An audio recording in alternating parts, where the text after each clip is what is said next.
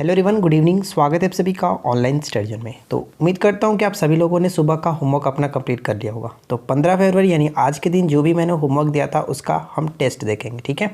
Lucent book से होगा 50 questions Lucent objective और सब्जेक्टिव क्वेश्चंस सब्जेक्टिव बुक मिला करके, और 10 क्वेश्चंस करंट अफेयर्स, यानी टोटल 60 MCQ हम देखने वाले हैं। तो चलिए शुरू करते हैं, देखते हैं कितना आप स्कोर कर पाते हैं। सबसे पहले बात करते हैं कि कल के क्यूज में जो मैंने क्वेश्चंस पूछा था उसके राइट आंसर का। क्वेश्चंस ये था कि किस भक्ति संत को श्री गौरंग के रूप में जाना जाता है, जो बंगाल से थे और वो लोकप्रिय वैष्णव संत तथा समाज सुधारक थे। तो काफ़ी लोगों ने सही आंसर दिया था। Right answer will be option A, Chaitanya Mahaprabhu को श्री गौरंग के रूप में जाना जाता था। सबसे पहले अपना नोटबुक और पेन लेकर के बैठ जाइए और सभी क्वेश्चंस का राइट आंसर धड़ाधड़ क्वेश्चंस टिक करने की कोशिश कीजिएगा। तो चलिए शुरू करते हैं। सबसे पहला क्वेश्चन ये, कौटिल्य चड़ाक किसके प्रधानमंत्री थे? कौटिल्य जो चड़ाक थे वो किसके प्रधानमंत्री थे? तो right answer will be option B, Chandragupta Maurya. Option हम बी को टिक करेंगे। इनकी प्रसिद्ध पुस्तक का नाम क्या है? अर्थशास्त्र। ध्यान रखिएगा, अर्थशास्त्र, ठीक है। कलिंग विजय के उपरांत अशोक महान ने निम्नलिखित में से किस धर्म को अंगीकार कर लिया? तो किस धर्म को अपनाए थे वो? बौद्ध धर्म को अपना लिए थे। ऑप्शन बी को टिक करेंगे।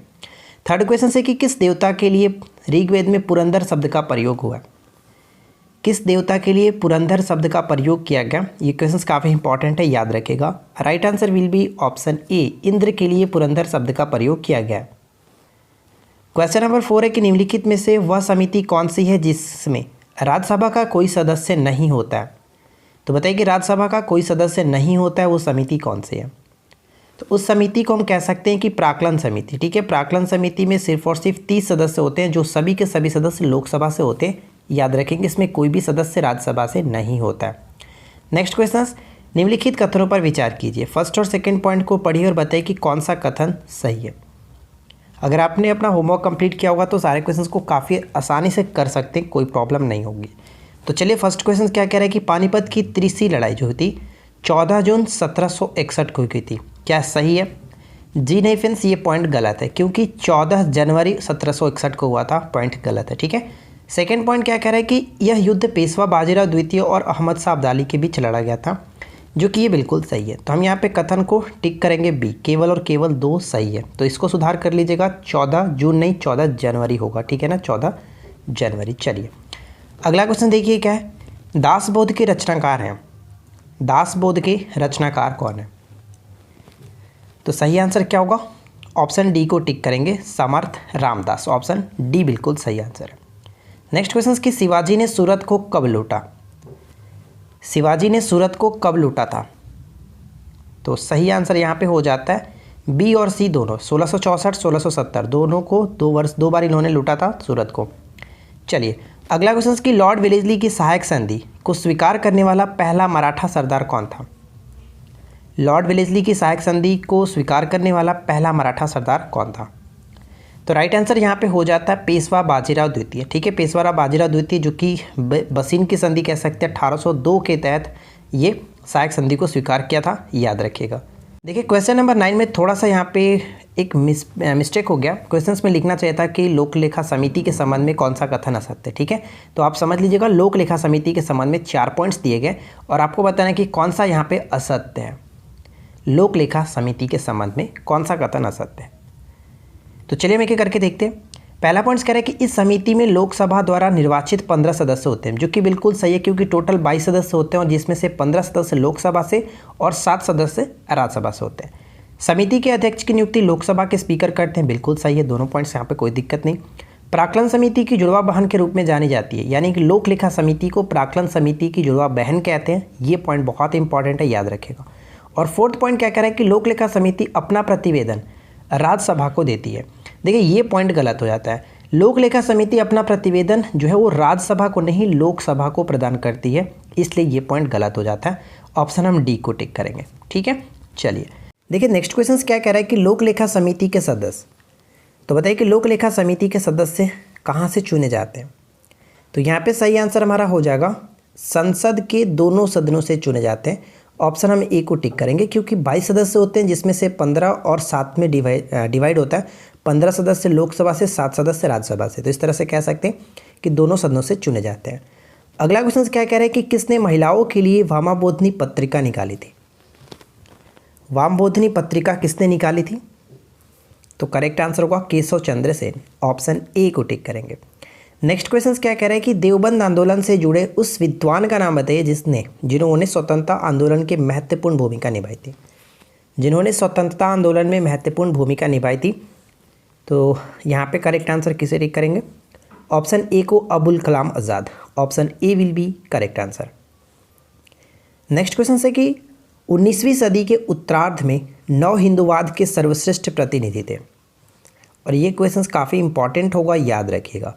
नव हिंदूवाद के सर्वश्रेष्ठ प्रतिनिधि के रूप में किसे जाना जाता है? स्वामी विवेकानंद को। अब आपके लिए एक छोटा सा क्वेश्चन जल्दी से कमेंट कीजिए कि स्वामी विवेकानंद का वास्तविक नाम या फिर मूल नाम क्या था। देखिए नेक्स्ट क्वेश्चन ये कह रहा है कि निम्न राजाओं पर विचार कीजिए, अजातशत्रु, बिंदुसार और प्रसेनजीत। आपको बताना है कि कौन कौन बुद्ध के समकालीन थे। तो बताइए कि निम्नलिखित में से कौन कौन जो थे वो बुद्ध के समकालीन थे। तो यहाँ पे सही आंसर हमारा होगा अजातशत्रु और प्रसेनजीत जो थे ये बुद्ध के समकालीन थे, यानी 1 और 3 को टिक करेंगे, ऑप्शन सी बिल्कुल करेक्ट आंसर है। नेक्स्ट क्वेश्चन क्या कह रहा है कि दासबोध निम्नलिखित में से किन की रचनाओं और उपदेशों का संकलन है? दासबोध जो है वो किन की रचनाओं और उपदेशों का संकलन है? तो करेक्ट आंसर हो जाएगा ऑप्शन बी रामदास। ठीक है, रामदास को टिक करेंगे। नेक्स्ट क्वेश्चन की उत्तरी अमेरिका का उच्चतम पर्वत शिखर माउंट मैकिनले है जो कि एक प्रकार का सक्रिय ज्वालामुखी है, यह कहाँ स्थित है? तो ध्यान रखिएगा उत्तरी अमेरिका का उच्चतम पर्वत शिखर क्या है? माउंट मैकिनले, और ये एक प्रकार का ज्वालामुखी है, सक्रिय ज्वालामुखी। कहाँ स्थित है? तो ये पड़ता है अलास्का में, ऑप्शन सी को टिक करेंगे, अलास्का में। नेक्स्ट क्वेश्चन की कनाडा का मॉन्ट्रियल निम्नलिखित में से किस उद्योग के लिए विश्व प्रसिद्ध है? कनाडा का मॉन्ट्रियल जो है वो किस उद्योग के लिए विश्व प्रसिद्ध है? ऑप्शन डी को टिक करेंगे, कागज़ उद्योग के लिए। ये सभी क्वेश्चंस आपने डेफिनेटली पढ़ा होगा क्योंकि मैंने दिया था उत्तरी अमेरिका, आज का हमारा होमवर्क था। विश्व की सबसे बड़ी सीसा जस्ता खान सुलिवान कहाँ स्थित है? तो बताइए कि सुलिवान खान जो वो कहाँ स्थित है? सीसा जस्ता खान, जुड़वा खनिज कहते हैं ना सीसा जस्ता को। तो इस क्वेश्चन का राइट आंसर हो जाता है ब्रिटिश कोलंबिया जो कि कनाडा में पड़ता है, ए को टिक करेंगे। नेक्स्ट क्वेश्चन ये कह रहा है कि संयुक्त राज्य अमेरिका के मोंटाना राज्य की बुट्टी खान विश्व की सबसे बड़ी किसकी खान है? बताइए। बुट्टी खान जो है वो किसके लिए प्रसिद्ध है, यानी किसकी खान है? तो करेक्ट आंसर होगा तांबा का। ठीक है, तांबा का, ऑप्शन डी को टिक करेंगे। नेक्स्ट वन क्या कह रहा है कि विश्व का सबसे बड़ा गंधक उत्पादक देश, विश्व का सबसे बड़ा गंधक उत्पादक देश कौन सा है? यूएसए को टिक करेंगे, ऑप्शन ए यहाँ पे सही आंसर होगा। नेक्स्ट क्वेश्चन देखिए क्या है कि कृष्ण मेनन समिति की संस्कृति पर कब सार्वजनिक उपक्रमों पर नियंत्रण के लिए लोकसभा ने सार्वजनिक उपक्रम समिति की व्यवस्था की थी? तो इसकी व्यवस्था की गई थी 1963 1963 में, ऑप्शन डी को टिक करेंगे। नेक्स्ट वन क्या है कि जमैका किसकी खेती के लिए विश्व प्रसिद्ध है? जमैका जो किसकी खेती के लिए विश्व प्रसिद्ध है? केला उत्पादन के लिए काफ़ी फेमस है, वर्ल्ड फेमस है। अगला क्वेश्चन, किसे गोल्डन गेट के नाम से जाना जाता है? गोल्डन गेट के नाम से किसे जाना जाता है? सैन फ्रांसिस्को, ऑप्शन डी को टिक करेंगे। अगला क्वेश्चन ये कह रहा है कि निम्नलिखित में से सबसे छोटा पुष्प कौन सा है? निम्नलिखित में से सबसे छोटा पुष्प कौन सा है? तो सबसे छोटा पुष्प के रूप में हम जानते हैं वुल्फिया को, और सबसे बड़ा पुष्प के रूप में रेफ्लिसिया को। ठीक है, और यहाँ पे अगर 2 पॉइंट्स की बात करें, आर्किड और एजोला, ये दोनों क्या है? तो यहाँ पे मैंने लिख भी रखा है, पढ़ सकते हैं कि आर्किड जो होता है वो सबसे छोटा बीज है, जबकि एजोला सबसे छोटा टेरिडोफाइट है। तो ये 2 पॉइंट्स भी याद रखिएगा, और मैंने आपको ये होमवर्क में दिया था, आई होप कि आपने अच्छे से पढ़ लिया होगा। नेक्स्ट क्वेश्चन क्या कह रहा है कि सबसे बड़ा विजांड निम्नलिखित में से कौन सा है? सबसे बड़ा विजांड जो निम्नलिखित में से कौन सा है? तो ध्यान रखिएगा यहाँ पे सही आंसर हमारा क्या होगा? ऑप्शन हम किसे टिक करेंगे? ऑप्शन ए को टिक करेंगे, साइकस। ठीक है, साइकस को सबसे बड़ा विजांड के रूप में जानते हैं। सवाल की बात करें तो सबसे छोटा गुणसूत्र मैंने आपको बताया था कि इसमें होता है सबसे छोटा गुणसूत्र, और सबसे लंबा गुणसूत्र होता है ट्राइलियम में। तो ये 3 पॉइंट्स भी इंपॉर्टेंट होगा, ऑप्शन ए को हम यहाँ पे टिक करेंगे करेक्ट आंसर के रूप में। नेक्स्ट क्वेश्चन की अफीम देने वाला पौधा है, अफीम देने वाला पौधा है। तो ध्यान दीजिएगा, अफीम देने वाले पौधे को हम लोग पोपी के नाम से जानते हैं, ए को टिक करेंगे पोपी। ठीक है, और अगर यहाँ पे देखिए कोफिया अरेबिका तो कॉफ़ी देने वाला पौधा हो गया। केंद की बात करें तो केंद क्या था, आपने याद किया होगा, टेनिस गेंद जैसा एक फल है। और ढाक की बात करें तो ये क्या था, जंगल की आग के रूप में जाना जाता है। अगला क्वेश्चन की कोशिका विभाजन में मदद करने वाला पादप हार्मोन कौन सा है? तो पादप हार्मोन ऑलरेडी आप लोगों ने पढ़ चुका है, कोई दिक्कत नहीं होनी चाहिए। कोशिका विभाजन में मदद करने वाला पादप हार्मोन के हम रूप में किसे जानते हैं? सी को टिक करेंगे, साइटोकाइनिन। ठीक है, साइटोकाइनिन। नेक्स्ट क्वेश्चन से कि पादप वृद्धि हार्मोन जिब्रेलिन्स किससे निकाले जाते हैं? जिब्रेलिन्स जो है वो किससे निकाले जाते हैं? पादप वृद्धि हार्मोन के रूप में जाना जाता है जिब्रेलिन्स को। ये किससे निकाला जाता है? ए को टिक करेंगे, कवक से निकाला जाता है। ए करेक्ट होगा। नेक्स्ट वन, कि निम्न में से कौन एक खरपतवार मारक है, यानी कि खरपतवार नाशी है, किस कह सकते हैं? तो 2,4-D। ठीक है, 2,4-D को हम लोग खरपतवार नाशी के रूप में जानते हैं। नेक्स्ट क्वेश्चन, प्रकाश संश्लेषण के लिए कौन सी गैस आवश्यक है? बहुत इंपॉर्टेंट है, ध्यान रखेंगे। प्रकाश संश्लेषण से अक्सर क्वेश्चंस पूछे जाते हैं। तो देखिए, प्रकाश संश्लेषण कब होता है कि वायुमंडल में अगर हमारा जितना भी CO2 है ये अगर नहीं रहेगा तो कार्बन डाइऑक्साइड गैस नहीं रहेगा तो प्रकाश संश्लेषण नहीं हुआ, क्योंकि हरे पेड़ पौधे जो थे अपना भोजन कार्बन डाइऑक्साइड से ही ग्रहण करते हैं और हमें ऑक्सीजन प्रोवाइड कराते हैं, यानी ऑप्शन डी को टिक करेंगे, CO2। नेक्स्ट क्वेश्चन की हितोपदेश नामक पुस्तक के लेखक कौन है? हितोपदेश नामक पुस्तक के लेखक कौन है? तो सही आंसर यहाँ पे हो जाता है नारायण पंडित। बी को टिक करेंगे, नारायण पंडित हितोपदेश के लेखक। निम्नलिखित में से कौन विश्व की सबसे बड़ी झील है? देखिए, विश्व की सबसे बड़ी झील यहाँ पे हम कह सकते हैं कैस्पियन सागर। ठीक है ना, कैस्पियन सागर। ध्यान रखेंगे, इसको सागर इसलिए कहा जाता है क्योंकि इसका क्षेत्रफल काफ़ी ज़्यादा बड़ा है, इस वजह से इसको सागर का एक नाम दिया जाता है, लेकिन है एक प्रकार का झील ही। तो कैस्पियन सागर। मीठे पानी की अगर झील पूछ लेते तो वहाँ पे हम सुप्रियर झील को टिक करते हैं, ध्यान रखेंगे। और एक क्वेश्चन यहाँ से बन सकता है कि कैस्पियन सागर से कौन कौन से देश सटे हुए हैं। तो यहाँ पे मैंने छोटा सा ट्रिक भी लगा रखा है, कैस्पियन सागर से सटे देश, जैसे कौन कौन से देश सटते हैं। तो अजरबैजान, ईरान, काजाकिस्तान, रूस और तुर्कमेनिस्तान। ये मैंने आपको कई बार बता चुका हूँ, अब तक आपको याद हो जानी चाहिए थी। तो यहाँ पे ट्रिक देखिए क्या है, ईरा आज तू रुक। ईरा का मतलब ईरान, आज का मतलब हो गया अजरबैजान, तू का मतलब आप याद रख सकते हैं तुर्कमेनिस्तान, और रुक मतलब याद रखिएगा कि रूस, और क का मतलब काजाकिस्तान। इस तरह से 5 देशों को याद रख सकते हैं। नेक्स्ट क्वेश्चन क्या है कि सूची 1 को सूची 2 के साथ सम्मिलित करना है, यानी समाचार पत्र को मैच करना है प्रारंभ करने वाले के साथ। तो बताइए कौन किसके साथ सही तरीके से मैच होगा। तो चलिए हम एक एक करके देखते हैं। बॉम्बे क्रॉनिकल की बात करें तो फिरोज शाह मेहता, यानी कि फर्स्ट का 3 के साथ मैच होगा। ए का 3 के साथ सिर्फ और सिर्फ एक ही ऑप्शन मिल रहा है, इसलिए ऑप्शन सी को टिक करके निकल सकते हैं। लेकिन और भी आप याद रखेंगे, जैसे कॉमनवेल्थ, एनी बेसेंट बहुत इंपॉर्टेंट है। लीडर की बात करें तो मदन मोहन मालवीय जी, याद रखिएगा। सर्चलाइट सचिदानंद सिन्हा, तो ये सभी के सभी इंपॉर्टेंट है। नेक्स्ट क्वेश्चन कह रहा है कि गवर्नमेंट ऑफ इंडिया एक्ट 1935 में बताइए। गवर्नमेंट ऑफ इंडिया एक्ट 1935 में 3 पॉइंट्स दिए गए, तीनों पॉइंट्स को पढ़िए और बताइए कि उपरोक्त में से कौन से कथन सही है, क्या होगा राइट आंसर। तो चलिए हम यहाँ पे एक एक करके देख लेते हैं।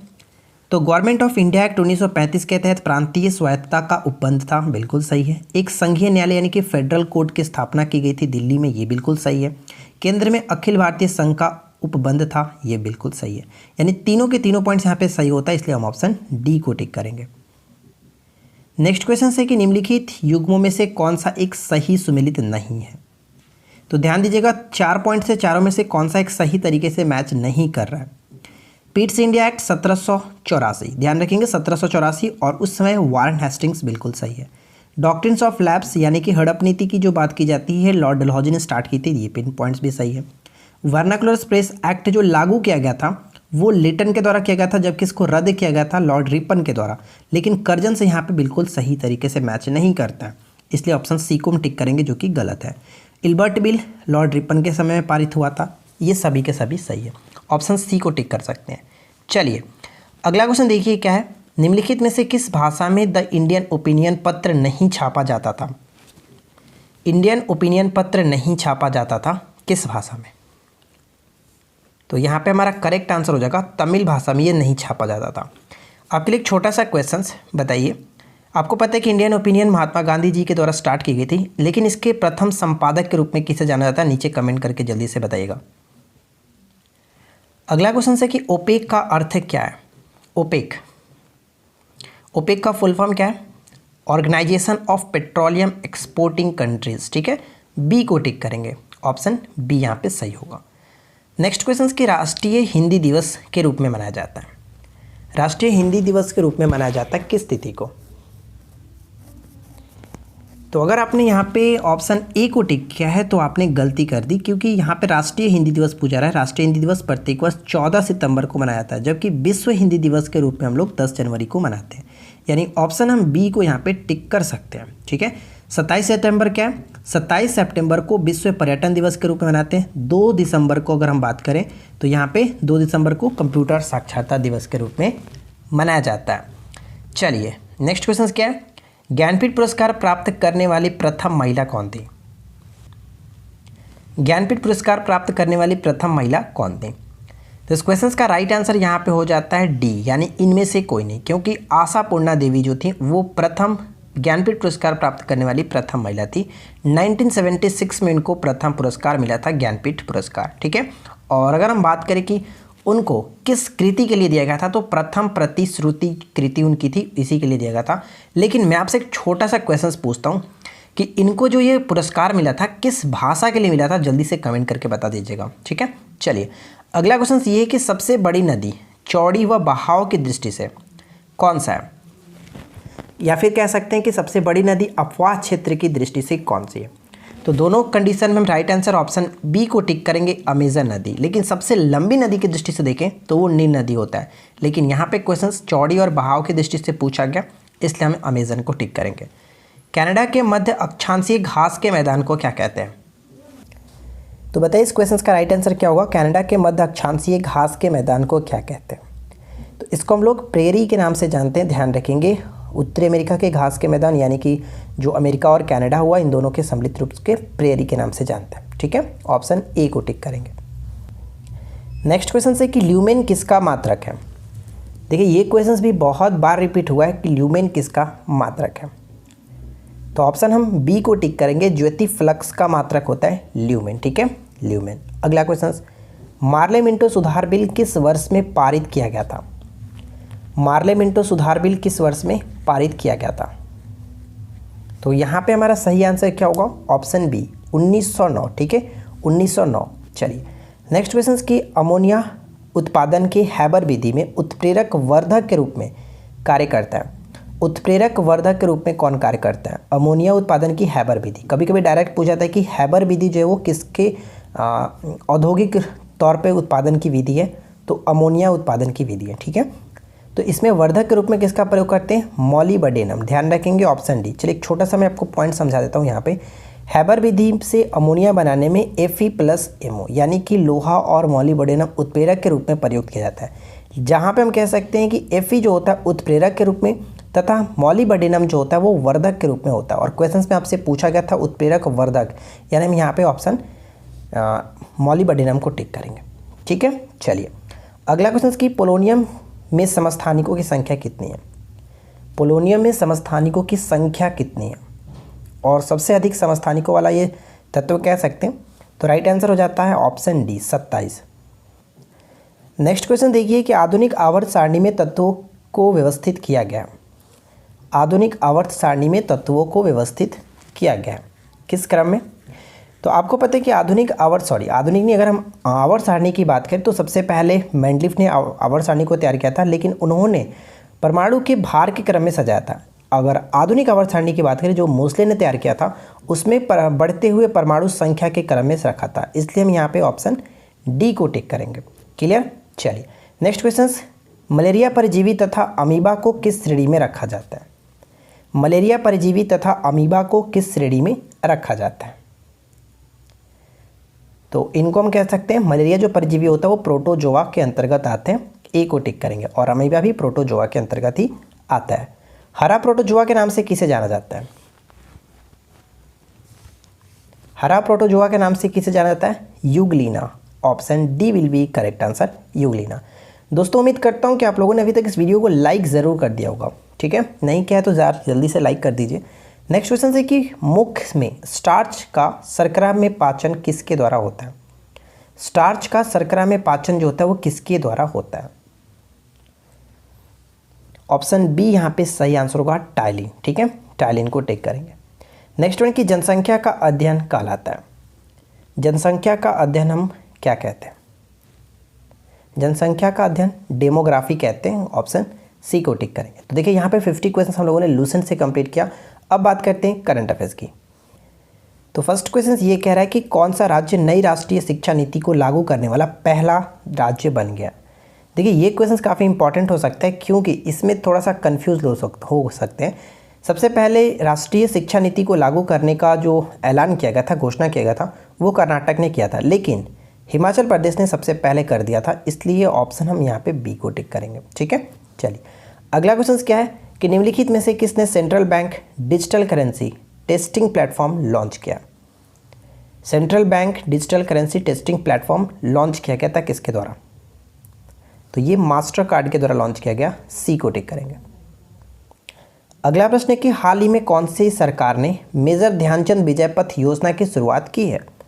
मेजर ध्यानचंद विजय पथ योजना की शुरुआत किस सरकार के द्वारा की गई है? तो उत्तर प्रदेश की सरकार ने की थी, ऑप्शन डी को टिक करेंगे। नेक्स्ट क्वेश्चन क्या है कि भारत का पहला अंतर्राष्ट्रीय महिला व्यापार केंद्र स्थापित किया जाएगा। तो इस क्वेश्चन का राइट आंसर क्या होगा?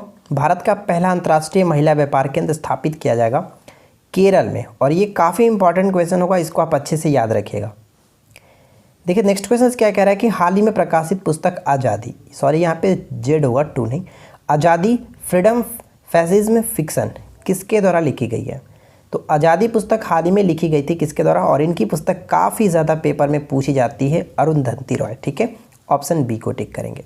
नेक्स्ट क्वेश्चन की निम्नलिखित में से किस भारतीय मूल के शेफ को एशिया गेम चेंजर अवार्ड 2020 के लिए चुना गया है। तो इस क्वेश्चन का राइट आंसर क्या होगा? एशिया गेम चेंजर अवार्ड 2020 के लिए चुना गया किसे? तो Vikas Khanna, chef Vikas Khanna, option A को टिक करेंगे।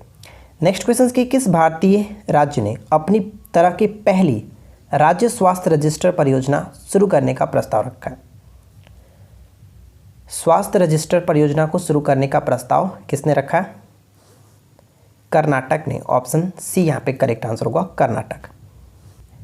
नेक्स्ट क्वेश्चन बनता है कि भारत ने किस देश के साथ पर्यावरणीय क्षेत्रों में सहयोग के लिए समझौता ज्ञापन पर हस्ताक्षर किया है। पर्यावरणीय क्षेत्रों में सहयोग के लिए समझौता ज्ञापन पर हस्ताक्षर हाल ही में किया गया भूटान के द्वारा, ऑप्शन बी को टिक करेंगे। नेक्स्ट क्वेश्चन क्या है कि केंद्र सरकार ने हाल ही में किस पोर्ट ट्रस्ट का नाम बदल करके श्यामा प्रसाद मुखर्जी करने की मंजूरी दे दी है। तो ये मंजूरी हाल ही में मिली है कोलकाता पोर्ट ट्रस्ट। ठीक है, 150 साल पूरा हुआ, तो इसके उपलक्ष्य में इसका नाम बदल करके श्यामा प्रसाद मुखर्जी रखा गया। अगला क्वेश्चन कि अजीत जोगी जिनका हाल ही में निधन हो गया, वे किस राज्य के पहले मुख्यमंत्री थे। तो अजीत जोगी जो थे वो छत्तीसगढ़, ठीक है, छत्तीसगढ़ राज्य के पहले मुख्यमंत्री थे। तो एक क्वेश्चन जाते जाते बता दीजिए कि छत्तीसगढ़ राज्य की स्थापना जो थी वो कब हुई थी, डेट के साथ बताना है कब हुई थी। ठीक है, 60 क्वेश्चन हम लोगों ने यहाँ पे कंप्लीट किया। जल्दी से कमेंट करके बताइए कि वीडियो कैसी लगी और साथ ही साथ आपने कितना अटेम्प्ट किया, कितना स्कोर किया, जल्दी से कमेंट करके बताइए। क्यूज का क्वेश्चन भी मैं आपके साथ शेयर कर लेता हूँ। क्यूज का क्वेश्चन ये है, जल्दी से राइट आंसर नीचे कमेंट कीजिएगा। क्यूज क्वेश्चन ये कह रहा है कि जिस एक शासक ने ईस्ट इंडिया कंपनी को दीवानी प्रदान की थी वह कौन थे। तो वीडियो अच्छी लगी हो तो लाइक कर दीजिएगा, अपने दोस्तों के साथ शेयर कर दीजिएगा, चैनल को सब्सक्राइब करके नोटिफिकेशन बिल को ऑल पे सेट कर लीजिए ताकि आपको नोटिफिकेशन ऑन टाइम मिलती रहे। तो हम मिलते हैं किसी और वीडियो में नेक्स्ट टॉपिक के साथ। Thanks for watching, keep watching, keep learning, have a good day.